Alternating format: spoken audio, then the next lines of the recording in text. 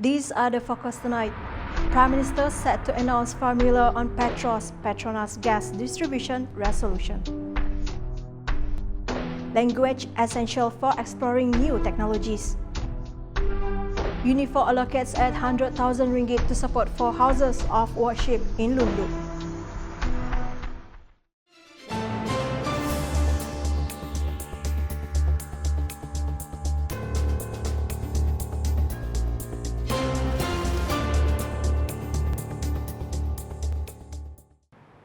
Good evening. Sarawak Premier Datuk Patinggi Tan Sri Dr. Abang Abdul Rahman Zohari Tun Datuk Abang Openg revealed that the issue of gas distribution between Petroleum Sarawak Berhad, PETROS and Petroleum Nasional Berhad, PETRONAS can be considered resolved while awaiting an announcement by Prime Minister Datuk Sri Anwar Ibrahim in the near future.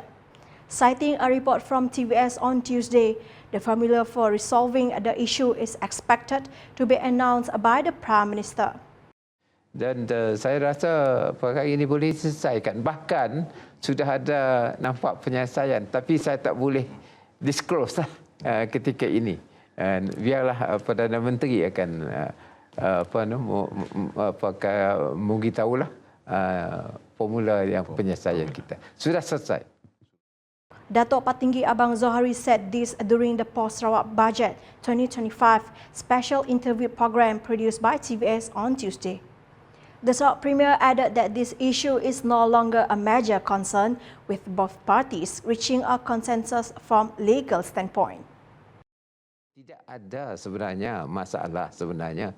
Hanya dari sudut perundangan saja, kerana PETRONAS bergantung kepada PDA, kita bergantung kepada OMO dan sudah diputuskan dalam satu kes di mana OMO dengan PDA coexist.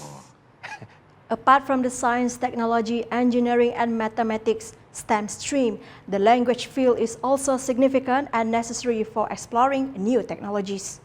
Sarawak Premier Datuk Patinggi Abang Zohari said that in Sarawak's efforts to change its green economy landscape, it requires expertise in existing technologies where language plays an important role in understanding the context of creating and utilizing those technologies. That is why in Sarawak we have dual language policy, that is English as well as our national language, Bahasa Malaysia. We want to reach out to the world in order to acquire the relevant knowledge, and that knowledge will be able for us to transform our economic base. He spoke at the opening ceremony of the Brunei Darussalam Indonesia Malaysia Philippines East Asian Growth Area BIM-IAGA Technical and Vocational Education and Training TVET conference in Kuching on Wednesday. In the same event, Datuk Patinggi Abang Zohari also witnessed the exchange of Memorandum of Understanding MOU between Sarawak Skills and 14 companies and agencies to collaborate in exploring green technology.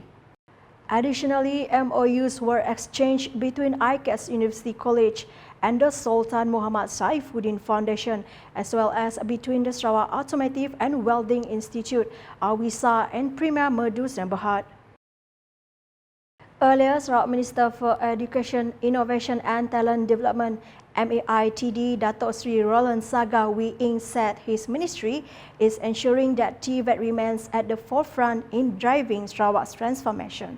He stated that the rapidly changing world requires skilled workers in fields such as manufacturing, agriculture, technology, and construction, which are becoming increasingly important.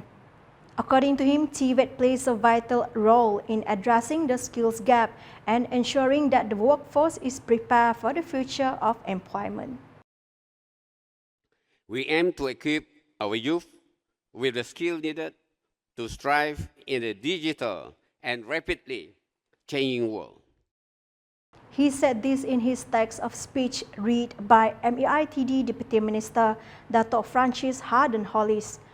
Datuk Sri Roland Saga added that MEITD continues to promote TVET as a preferred career pathway by expanding offerings in line with industry needs while ensuring that students acquire practical skills for sectors that are in high demand.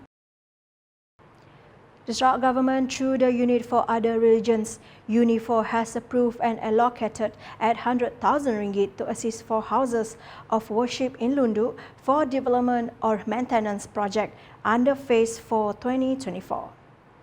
Sarawak Deputy Premier, who is also the Minister in charge of UNIFOR, Dato' Amar Douglas Uga Amba, said from the total allocation, each house of worship will receive ringgit.